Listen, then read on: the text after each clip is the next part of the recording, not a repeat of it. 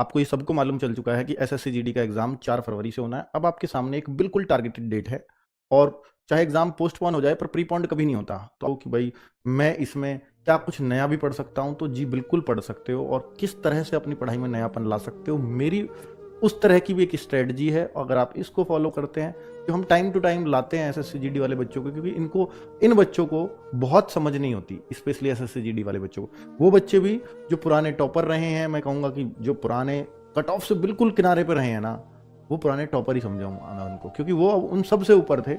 जो आपसे ऊपर थे वो सब सेलेक्ट हो गए और जो आपसे नीचे हैं वो अभी संघर्ष कर रहे हैं। तो आप उन सब में सबसे ऊपर हो, तो आप इस बैच के टॉपर होने चाहिए।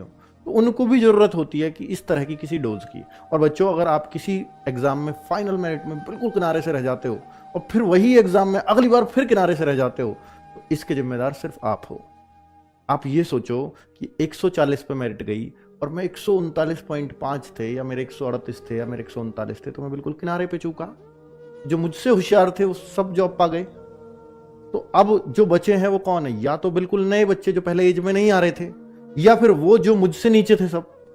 तो हमने क्या किया, हम अगर अगली भर्ती में भी किनारे पर रह जाते हैं तो इसमें गलती किसकी होगी? यार हमने उन बच्चों को अपने से आगे निकलने दिया जो हमसे पीछे थे, या हमने उन बच्चों को आगे निकल दिया जो अभी तैयारी में जुटे हैं।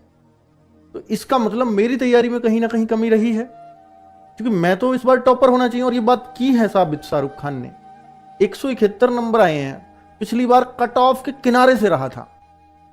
तो भाई आप अपनी क्षमताओं को थोड़ा सा बढ़ाना सीखो, तो निश्चित तौर पर आप उस लाइन को, जो सिलेक्शन की लाइन है, उसको छू जाओगे। और वो बच्चा ये बोला फिर, सर बहुत अच्छा रहा, पिछली बार बीएसएफ मिलती, और बीएसएफ मिलती तो मैं पता नहीं, उसमें इतना टाइट शेड्यूल होता है, तो मुझे पता नहीं ट्रेनिंग पे पढ़ने का टाइम मिलता है नहीं मिलता।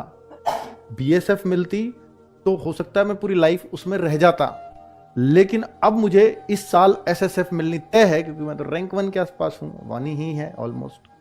तो इस बार में अब मेरे पास चांस है कि मैं एसएसएफ मिलेगी तो यहां मैं अपनी पढ़ाई भी कर सकता हूं, और जब पढ़ाई करूंगा तो जरूरी सी बात है कि मैं कहीं सब इंस्पेक्टर भी निकाल सकता हूं। तो वो जो कुछ होता है भले के लिए होता है, पर उस भले को आपको भुनाना पड़ेगा। ऐसे ही नहीं है कि भला होगा इस बार, बैठ जाता हूं शांति से, ऐसे नहीं होता कभी भला। आपको बहुत मेहनत करनी पड़ती है उस भले को भुनाने के लिए, ठीक है।